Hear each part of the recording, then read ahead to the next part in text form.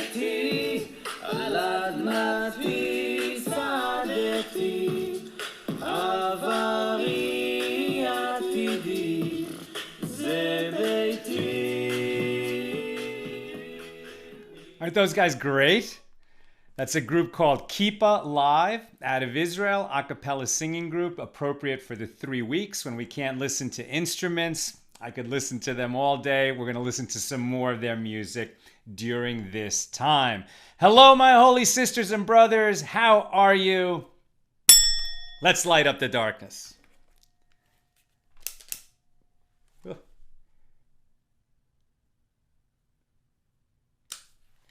Let's see who's in the house with us today.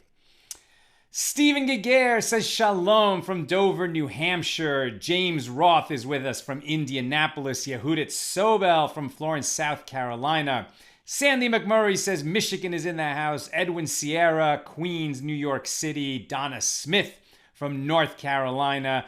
Bill Eldridge says hello from Berkeley. Really looking forward to tonight's daf. I've been wondering about that one.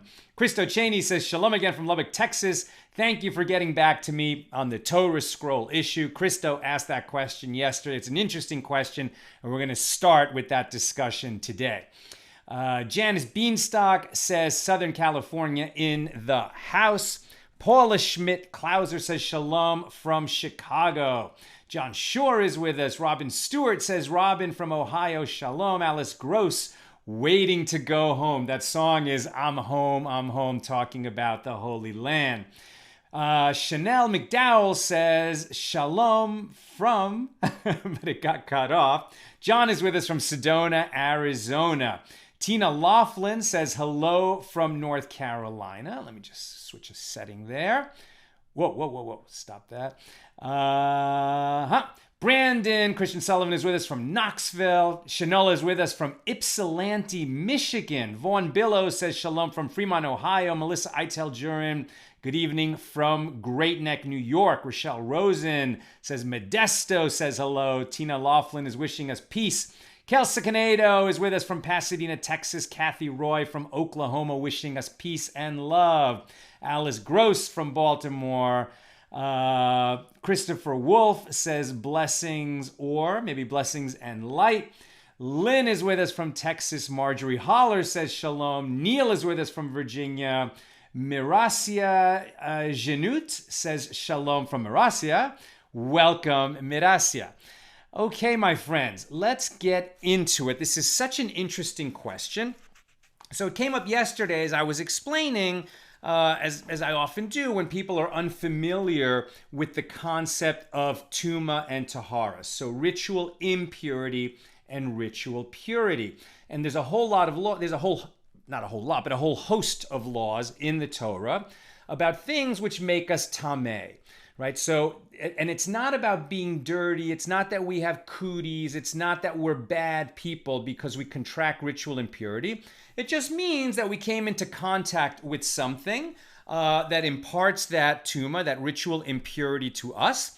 And then we're obligated. We have an opportunity to go through a purification process before we can set foot in the temple compound and bring an offering, a sacrifice. The temple is not standing, hasn't for 2,000 years, and that's why a lot of these laws don't really have practical application in our lives today, but we study them. And we study them as deeply and with as much intensity and focus as if they were laws that are fully active today, because they're God's will. And any time that we understand what God wants from us, whether we're able to do it or not. In other words, there are many laws in the Torah that just don't even apply to a person, right? The laws that describe how a priest brings an offering in the temple, well, those laws were never going to apply to an Israelite or even to a Levi. They're not going to apply to other people who don't fulfill that role. But everybody studies those laws because when we study Torah, God is speaking to us, as opposed to when we pray and we are speaking to God. Of course, if you're with me for a while, I also always say that God speaks to us constantly in the language of events. All right, let's look at this law, because what I said is it's so counterintuitive when we think, things that impart impurity to us, it must be because it's disgusting and something bad has happened to us. And that kind of makes sense when we're talking about in the context, for example, like the sort of most intense sort of tuma is a dead body, a dead human body, a corpse. Okay, so now we feel a little bit horrified. But of course, a person who attends to the dead is doing the ultimate kindness. So yes, after they attend to a dead body and they perform the rituals that need to be performed for a dead person before they can be buried with full dignity, the person who does that kindness has in a sense offered a little bit of a sacrifice, because now they've become tameh, they've become ritually impure, and they would have to go through that purification process. Generally, it involves a couple of steps. For that, the most intense one, touching a dead body, there would be the sprinkling of the water twice in 7 days, the special water, which was spring water mixed with the ashes of the red heifer. There were only 9 red heifers in history, right, in the last 3,000 years. So that one, that's very intense. But for most types of tuma, when we get them, what it requires is immersion. So in addition to the sprinkling, even one who touches a dead body when the temple is standing would also have to immerse. And immersion in a mikveh still exists, but not because people contract ritual impurity. More, it has to do with 2 things. Either there's an obligation to immerse for a wife after she's had the time of the month of her menses and then counted her clean days. Then she immerses in the mikveh, and then that night she and her husband become permitted to each other again. And when somebody converts to Judaism, they are obligated to have an immersion. Other immersion, there's a custom, especially in Hasidic Judaism, that some men will immerse before Shabbos. In many communities, people immerse before holidays, but in quite from Hasidic communities, sometimes the men will immerse every day. It's not an obligation; it's a custom. They don't say a blessing. Like a woman who immerses in a mikveh says a blessing. A convert who immerses in a mikveh says a blessing. When a man just immerses every day as a custom, he doesn't say a blessing because he's not obligated to do it. He's just holding himself to a higher degree of holiness, shall we say, and because he's waiting for Mashiach. And if Mashiach comes today, then the temple will be built today. And then if you immerse that morning, so you're ready to enter the temple that day. You won't have to go, get on the massive line to get into a mikveh that will form as soon as the Messiah comes. That's a subject for another talk. But here the question is, why is it that among the other objects that can impart ritual impurity, right? So far we've mentioned a corpse, a dead animal carcass also, a sheretz, which is a creeping thing, having certain bodily emissions. So we talked about a menstruating woman, or a man also. If he has an emission, that will make him tameh. And so among that list, now we learn, or I'm telling you, that a Torah scroll also imparts impurity. Now the other things, bodily fluids, a dead body, a creeping thing, like we get, okay, there seems to be something that would lower our state of holiness, and somehow, we have to purify ourselves from that thing which lowered our state of holiness. But a Torah, it's the holiest object in Judaism. It contains the Word of God. We study it night and day. Studying Torah is equivalent, we are told the reward for studying Torah is equivalent to all the other mitzvahs put together. So what is it about a Torah scroll that would impart impurity to us? And this is actually a historical story. It's a story how this came to be.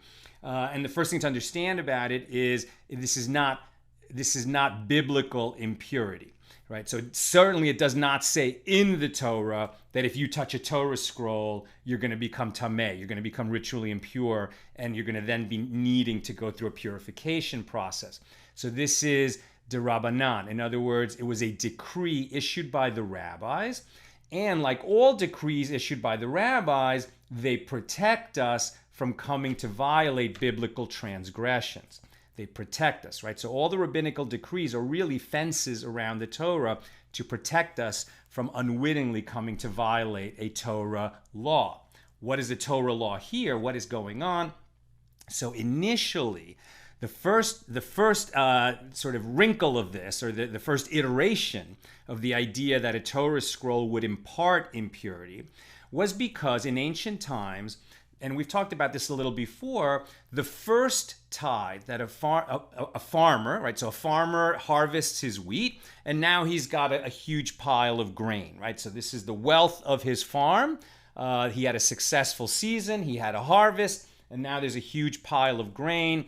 And that pile of grain, as soon as it's been piled up, and I think even threshed, separated from the inedible parts into a pile of grains, very valuable.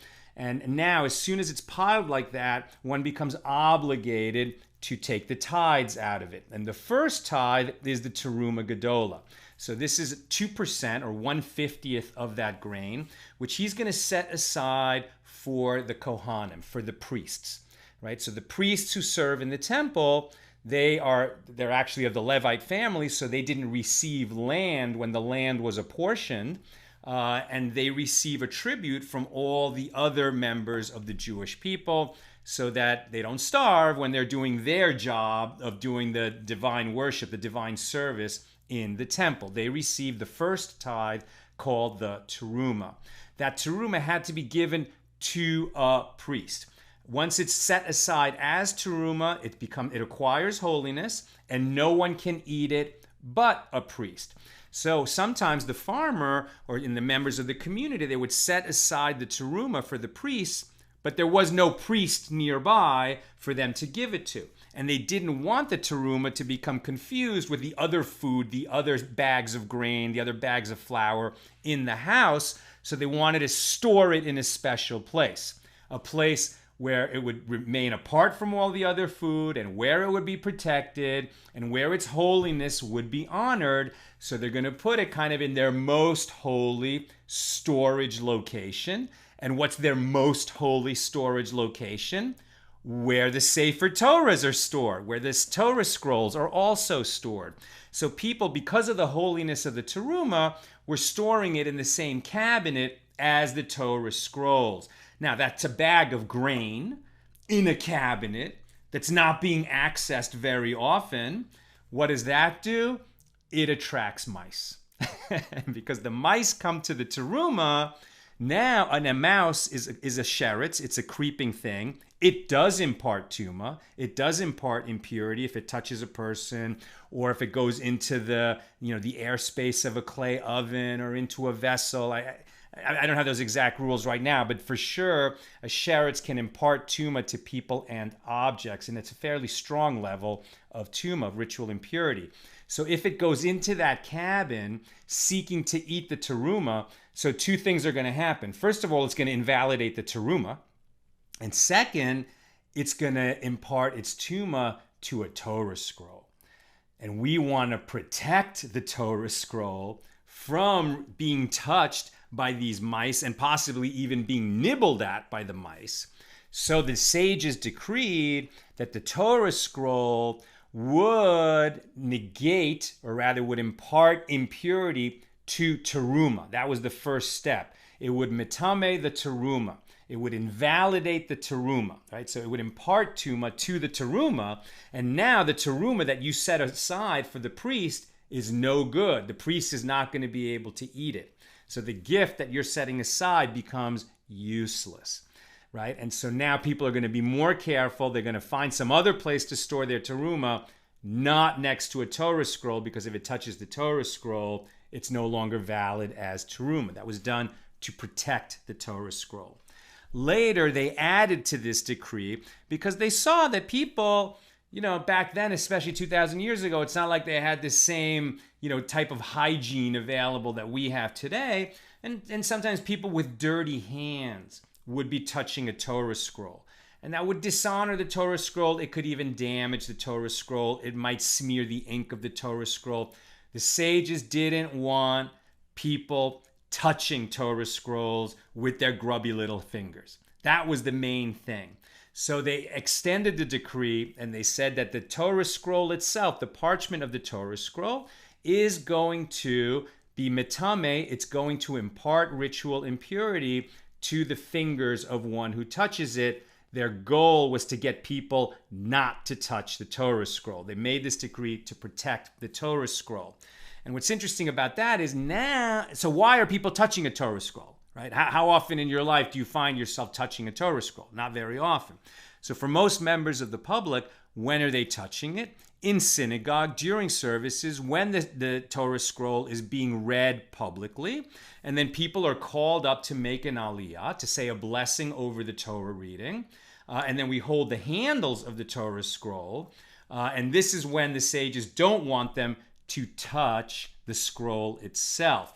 And so we learn on page 32a of Tractate Megillah that one who touches the scroll loses the merit of the reason he wanted to touch the scroll in the first place. In other words, when we in synagogue get called to make a blessing over the public reading, there's a merit to that. It's like it's a reward. It's an honor. It's an honor to be called to the Torah scroll, and one gets a credit in heaven for having fulfilled that mitzvah of saying a blessing over the reading of the Torah in public.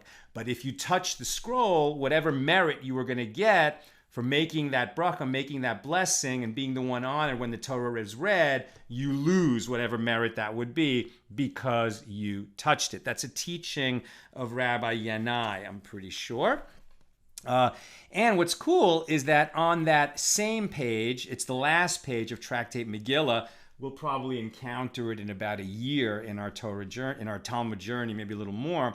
But there's 3 other teachings that are pretty special on that page. One is actually the procedure for making this blessing that I'm talking about in synagogue, right? You're called to it. They call you by your name, a man, the son of, and his father's name. Excuse me. Then they open the Torah scroll and they show you which verses are going to be read. And then you touch the Torah scroll on those verses. Wait, didn't I just say you can't touch the Torah scroll? Correct. So you touch it with something, right? Usually we use the corner of our tallis, of our prayer shawl, or sometimes they use the little belt that is used to wrap the Torah scroll itself. But it's important at that moment that you be very careful to touch the Torah with that cloth and not with your fingers, right? You got to be careful to do that. And then, having touched it, kissed it, right, and then you make the blessing over the reading that is about to happen. And while you make the blessing, right, you make this blessing, you say, "Blessed are you, Lord our God, ruler of the universe, who has chosen us from among the nations and given us the Torah." That's the basic content of that blessing. While you're reciting the blessing, they close the Torah scroll. Why do we close the Torah scroll while you're saying the blessing out loud in front of the congregation? Remember when we had congregations and we all, prayed and had the public reading? But just use your imagination, since these days we're all stuck at home. But at any rate, why do we close the Torah?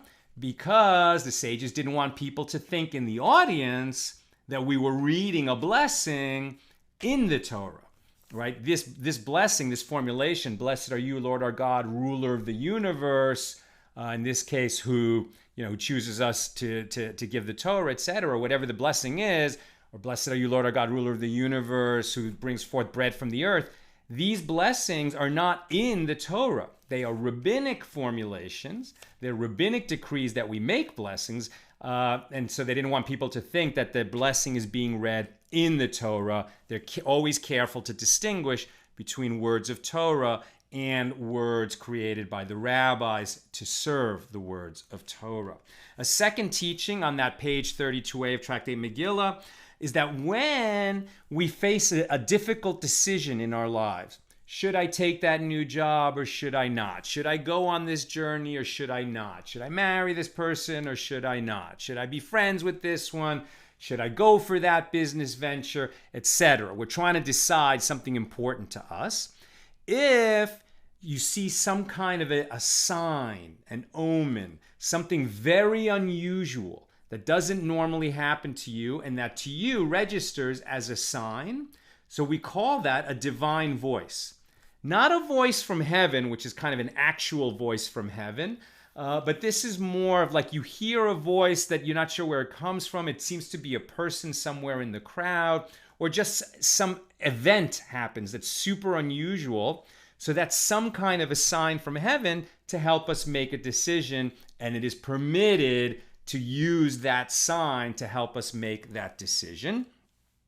And a third teaching from that page is that when Torah scholars live in the same city, even a small town, they must be pleasant with each other, right? It does not help the cause of promoting Torah within Israel if Torah scholars are being mean to each other. They must be pleasant with each other. All right, so that's the answer of how Torah scroll came to impart impurity. The short answer is the sages decreed that to protect the Torah scroll from being touched by people who shouldn't be touching it. All right, let's get back to our page. We are holding on page 136, Daf Kuf Lamed Vav. We're in chapter of Tractate Shabbos, the second volume of the Talmud. We're in chapter 19, and we've been talking about the laws of circumcision and how they intersect with the laws of Shabbos. We've been discussing the third Mishnah, and right now we're discussing the tragic case of a baby that is born and somehow there's something wrong. Right? There's something really wrong. The sages are calling this an 8-month baby, distinguishing it from a 7-month baby and a 9-month baby. Really what they're saying is they're calling it an 8-month baby, but that's really jargon, because a 7-month baby survives, meaning it can be very small, it can be born early, and it can survive, and a full-term baby is expected to survive.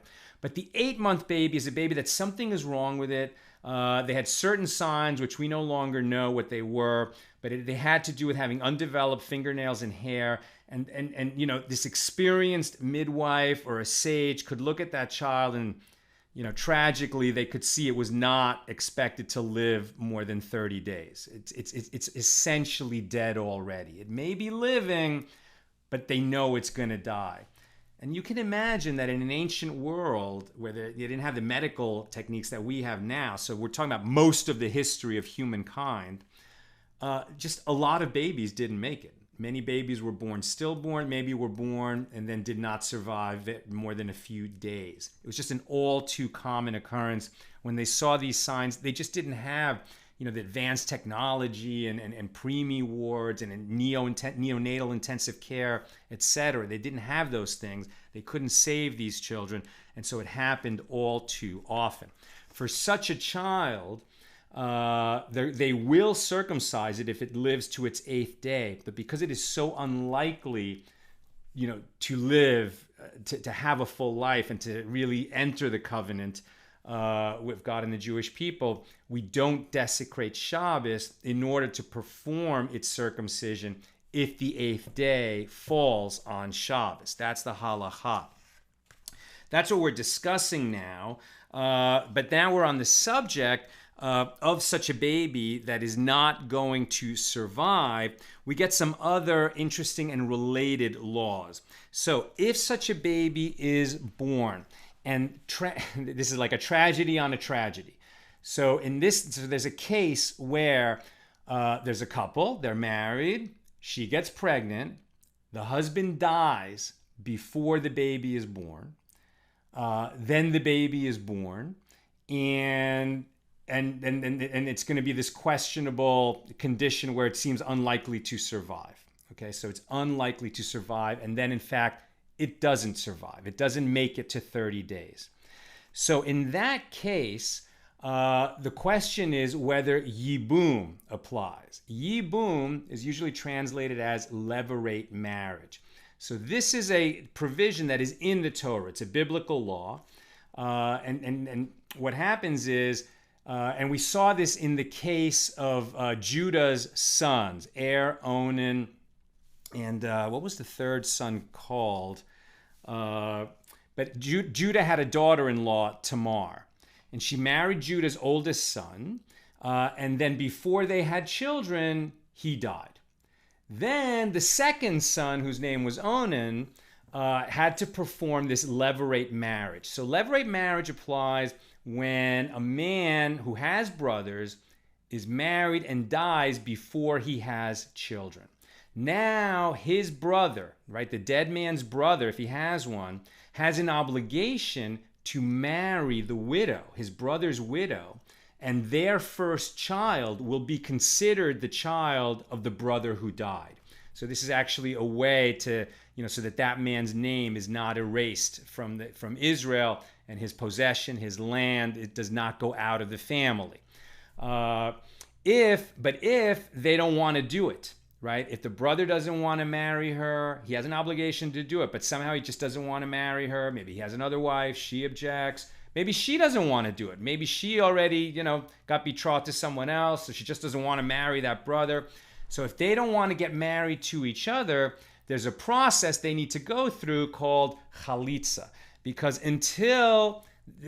once this brother who didn't have children, who died, right, and he has a surviving brother, so from the moment he dies, the surviving brother and the widow, they actually have a bond to each other. It's this yibum bond, this obligation to marry each other and produce children in the name of the dead man.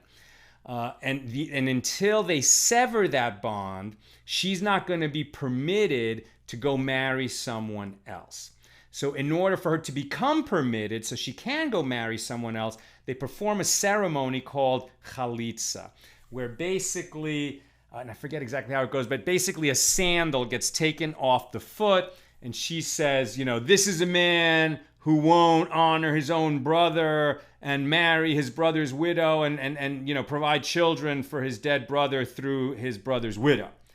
Because if she wants to get married and he won't do it, it's a shand, it's a disgrace for him, and the ceremony sort of reflects that.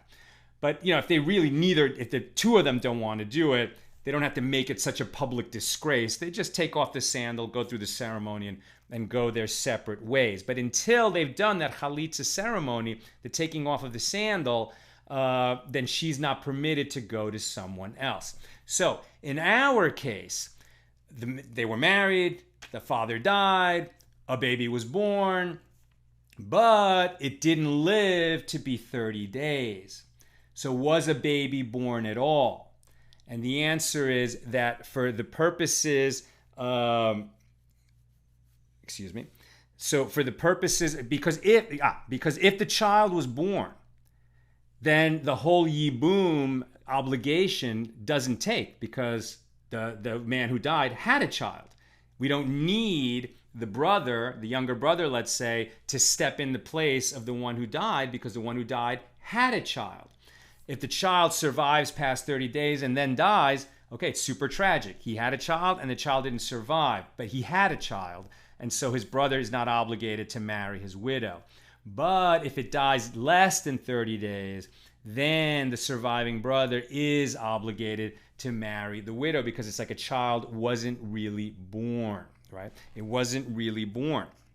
So that's the rule that we're talking about.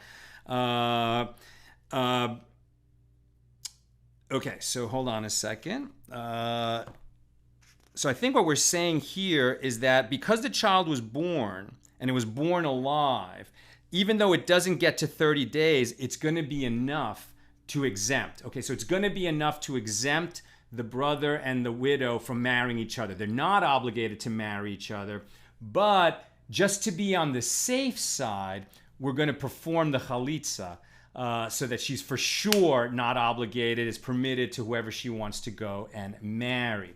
However, she's not going to be permitted to marry a Kohen, a priest, if she went through a chalitza ceremony, because a chalitza implies there was a bond and that bond was broken. So it's similar to a divorced woman. And by rabbinic decree, a priest can't marry a woman, because a priest can't marry a divorcee. He's forbidden to marry a divorcee. So a priest, if that woman gets betrothed to a priest, they're not going to do the chalitza, and they're going to rely on a minority opinion that says the chalitza wasn't necessary. That's the minority opinion, not the law. But in this case, to create a just and fair outcome for everybody, we rely on the minority opinion, And since she got betrothed to a priest, she can stay with the priest, and we don't worry about the chalitzah. Those laws are pretty complicated. Right now, that's enough of our discussion. When we get to Tractate Yevamos, it's a whole tractate about these laws of levirate marriage. We'll study them more closely. We'll come to understand them better. If there's a question today, I'll try to answer it. But if it's confusing to you, just live with it, because it's confusing to everybody. It's a very difficult branch of Talmudic law. Let's just move on. Okay. Now that we're talking about this baby who is not expected to live and what obligations does it create or not create, we look at, by analogy, what happens to a newborn offspring of a kosher animal. Let's talk about a calf, right? So a calf, which we could eat for veal, right? So a baby cow is veal. We eat that. If the calf reached its full gestation, so then as soon as it's born, we can slaughter it, we can eat it. On the day that it's born, it's possible to slaughter it and eat it. But if it did not reach its full gestation, if it's sort of like the equivalent of that 8-month baby, where we're not sure if it's a viable calf or not. This matters because an animal that's not going to survive, it's breathing when it's born, but we actually have to wait 8 days. If it wasn't a full gestation, if it was born early, there's a doubt that maybe it won't survive. Maybe because it was born premature, it won't live to be 8 days old. In which case, if it wouldn't live that long on its own, then the fact that we slaughtered it in a kosher manner is not enough to make it edible. Why? Because an animal that is damaged in some way, it's going to die after a while. It might even be as long as a year, but we know it's going to die because it's damaged. The classic example is if it has a needle in its lung that punctures its lung. So that's called a treifah. And we think of it almost as like it's walking dead, right? That animal is doomed to die. And because of that, the fact that we slaughter it isn't going to make it a kosher animal to eat.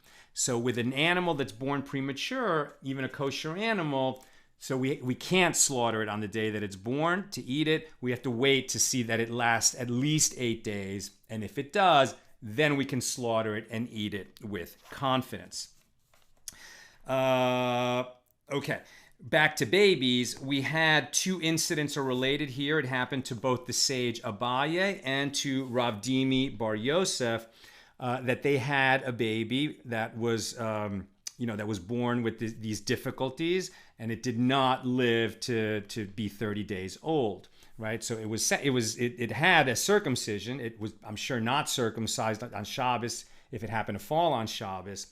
But the bottom line is it didn't live to be 1 month old. It didn't live to be 30 days old. Then the question is, since this baby, even though it was born breathing and alive, but it was doomed to die, and we know that because it died within 30 days, do we sit shiva for it? That's the question. Do we go through the regular mourning customs that we go for a person who's more than a month old? And the answer is we don't, if it was really doomed to die from the start. And so both of these sages who did sit shiva for their baby that died in less than 1 month from birth were asked, don't you subscribe to the law that if it doesn't reach 30 days, it's like it was doomed to die, it's considered a stillborn, and we don't go through the mourning practice, we don't sit shiva for it. And both of them answered, I know that my baby was born after the full 9 months of gestation. So whatever it is that happened, it's not because it was doomed to die from the start.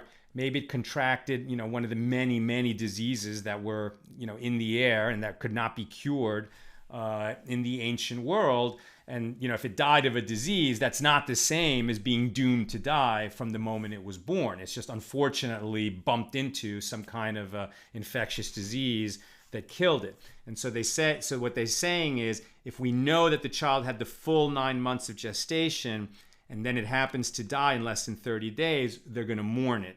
But if there's a doubt whether it reached the 30 days or not, and then it dies so quickly, tragically, then they would not. Okay. Let me go on.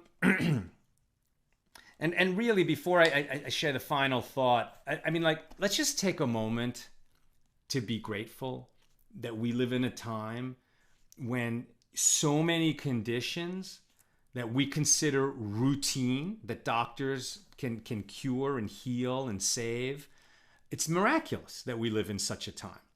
Because for most of the history of the human race, things that we today consider very simple would result in a baby dying. You know, I mean, and many other stages of life too.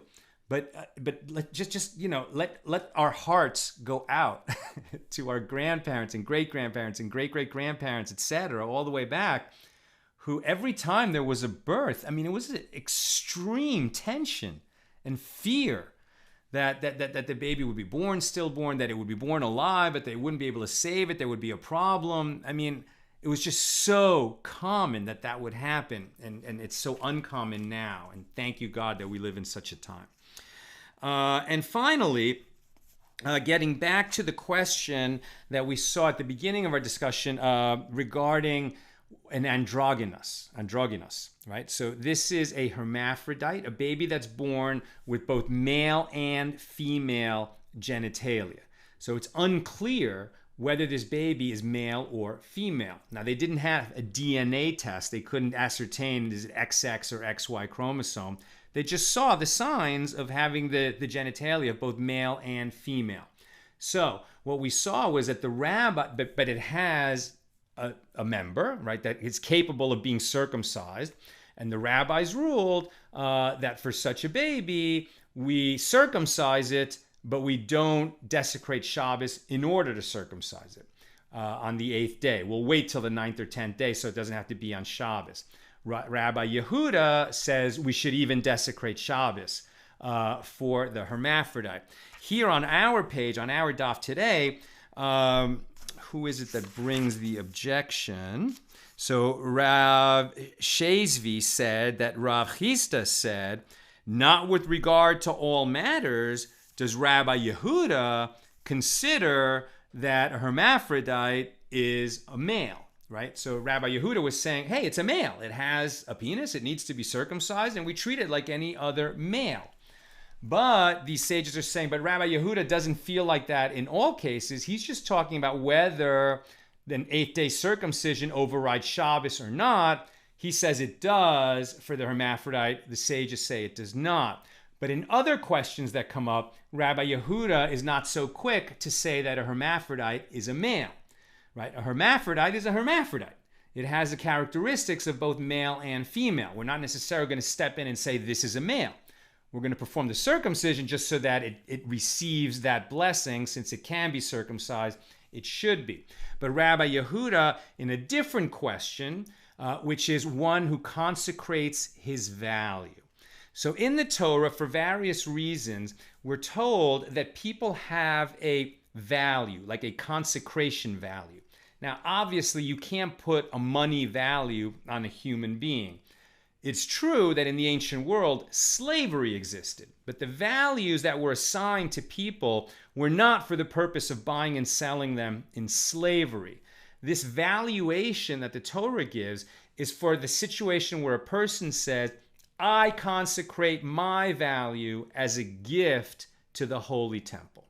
Right? So if you make a vow, a pledge, that you're going to donate money for the divine service, to support the divine service in the holy temple, and you say, I consecrate my value, okay, so then the Torah sets a number. I can't remember what the numbers are right now, but an adult male has a certain value, an elder has a different value, a child, a minor has a different value, men and women are valued differently. And so there's different values depending on your gender and your age.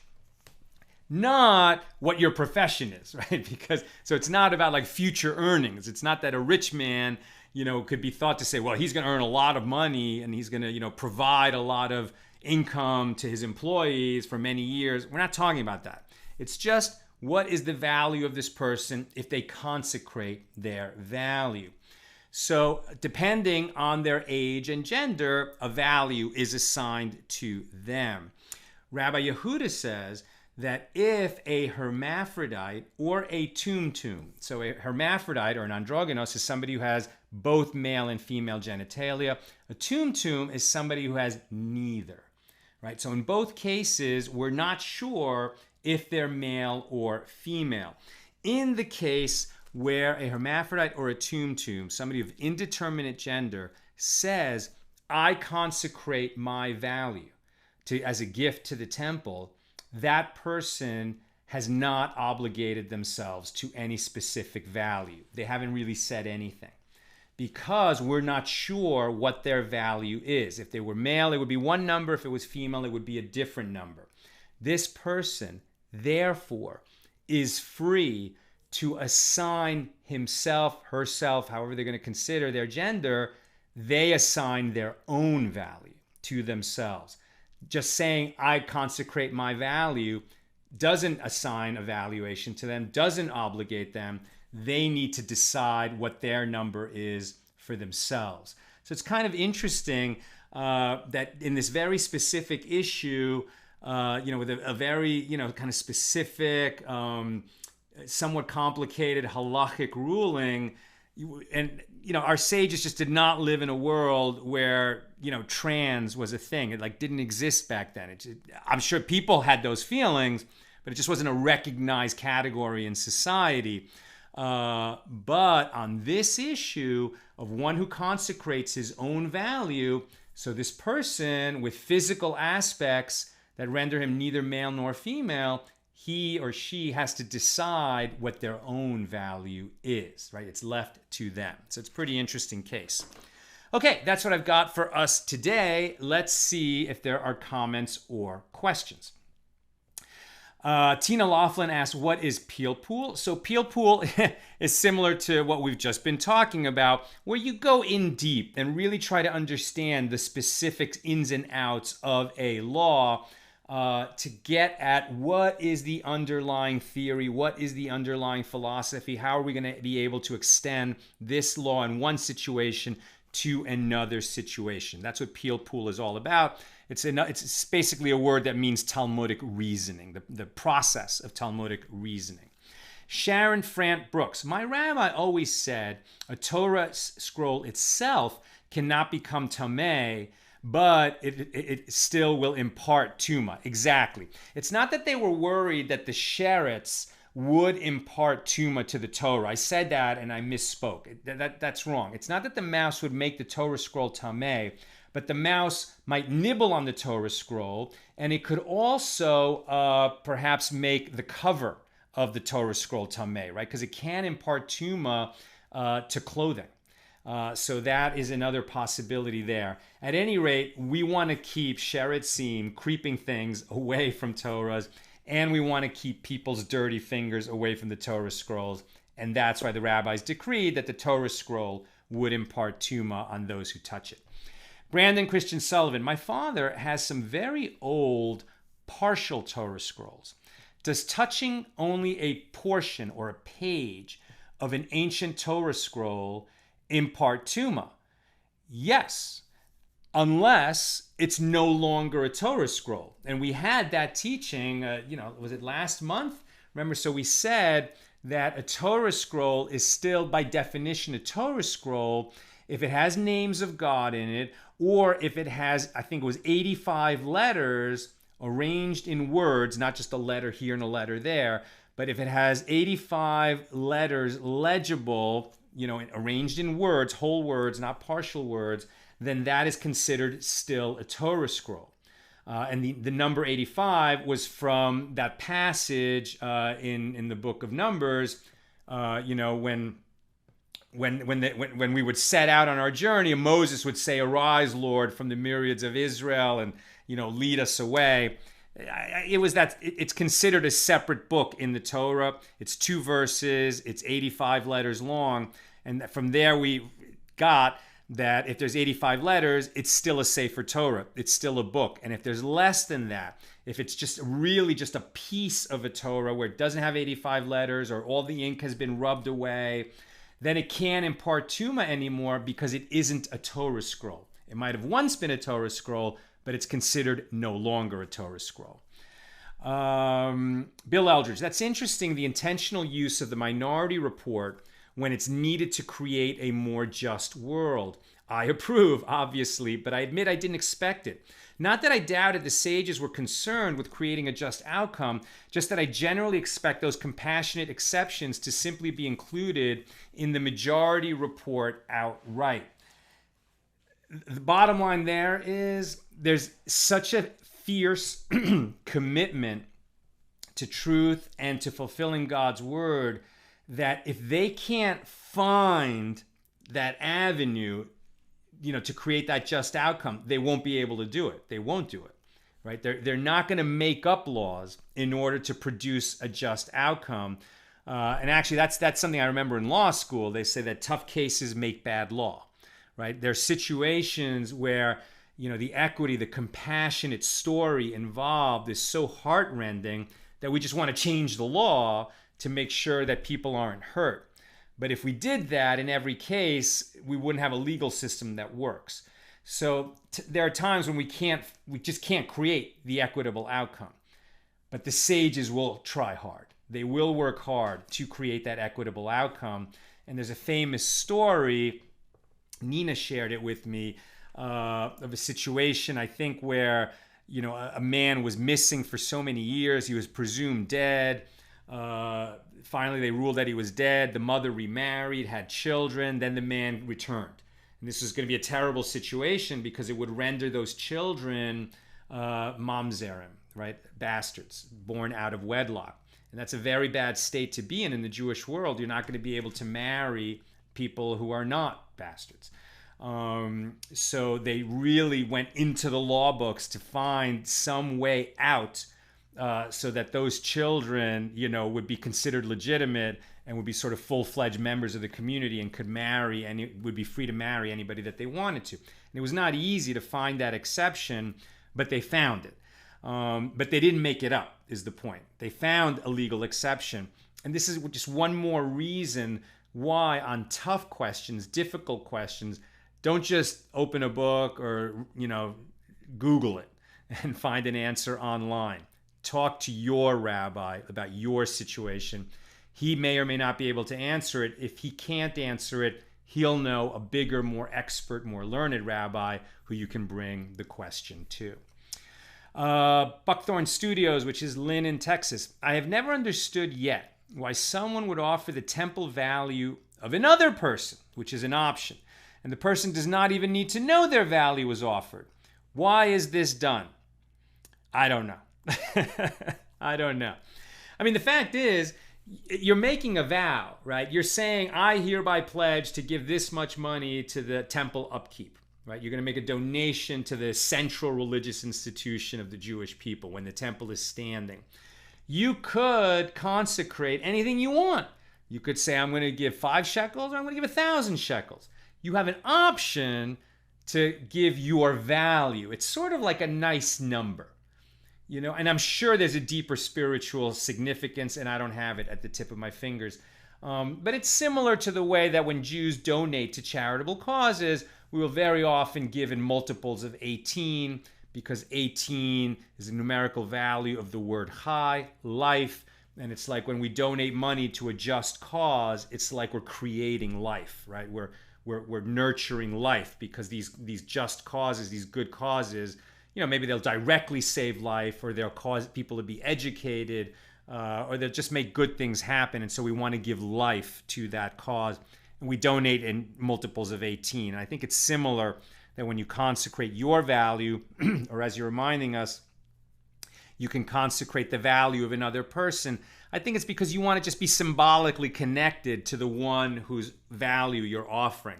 Like maybe you want to consecrate the value of your mom or of your dad because you want to honor them. And it's sort of like a merit for them that their child is giving that donation in their name. Briana Bloomfield, this law about babies doomed to die no longer holds per se. Correct. It no longer holds. It does not hold. I should say that. I said it the first time I brought this up a couple days ago, and we do not have that law. Now, a baby's born, it's breathing. We assume it's a living baby capable of thriving and having a long, full life. and the doctors are going to do the best they can, and everyone's going to pray that the baby survives, and we have no assumption that a baby is doomed to die. That was only in ancient times. That law does not exist anymore. The law itself exists, but we say we don't know what those signs are. So there is no sign that we recognize as, because we see that the baby is like this or like that, it's doomed to die. We don't know what the signs are, so the law cannot be applied. It's like it doesn't exist. And she's saying, Briana says, our medical advances have complicated these decisions so that we need rabbis who are also medical ethicists, like Rav Dr. Moshe Tendler. Unfortunately, I know this from personal experience. It's important to know that if one, God forbid, has a critically ill newborn, you still want to consult a Rav of highest education who is also medically knowledgeable, if at all possible. What these laws provide, however, is a sort of permission to surrender to circumstances if no Rav doctor can be found. I'm just imagining that a kind of situation that Brian is talking about is, are we going to, go to heroic measures to try to save a child who, even if we save it, may not have a quality of life that we understand. We don't understand what that life is going to look like. And if you're just really feeling like it's better, like just let's not do it. That there may be a sort of, halakhic understanding of, okay, in this particular situation, given all the circumstances and a great rabbi and great doctors who can give us advice and say, what, here we stop, right? But for sure, what Brian is saying and what I'm saying is every situation like that is unique. There is no general principle about how we treat those kinds of intensely sensitive and personal situations. And please, God forbid that any of us have to deal with that. May we only hear good news from every birth that affects all of us in our community. All right, that's what I've got for us today. I think as a final uplifting note, let's just remember that so many of these laws that we study were tremendous, emotional, heart-wrenching difficulties in the ancient world that the miracles of modern medicine have put behind us. God knows medicine hasn't solved everything, and there are many difficult situations which remain to all of us today. But at least there's a whole group of such situations that we no longer face. Thank you, God, for that. It's great learning with you, my holy sisters and brothers. I look forward to seeing you, God willing, tomorrow, same time, when we'll continue with page 137 of Tractate Shabbos. In Yirtzeh Hashem, if God wills it, that we'll be together again tomorrow.